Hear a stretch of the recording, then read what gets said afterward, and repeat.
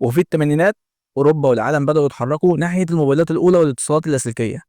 نوكيا شافت ان المستقبل في الاتجاه ده، فقررت تركز اكتر على الاتصالات والموبايلات وتقلل اعتمادها على الصناعات القديمه. بدات تطور اجهزه موبايل مبكره وتشارك في بناء شبكات اتصالات رقميه زي شبكات جي اس ام، وده خلاها تبقى في قلب اللعبه من بدري. وفي التسعينات القرار ده اثمر فعلا. نوكيا ركزت بكل تقلها على الموبايلات وشبكات الاتصالات، وباعت اجزاء تانية من البيزنس علشان تركز على التكنولوجيا.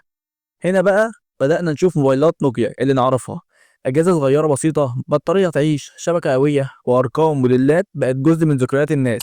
ومن نهاية التسعينات لبداية الألفينات، نوكيا اتحولت من مجرد شركة ناجحة إلى إمبراطورية موبايلات حقيقية. في حوالي 2007 كانت ماسكة أكبر حصة من سوق الموبايلات في العالم، حوالي 40% تقريبا. وكتير من أكتر الموبايلات مبيعا في التاريخ كانوا من إنتاج نوكيا. وبالنسبة لناس كتير في العالم وخاصة في بلادنا، موبايل كان بيساوي نوكيا.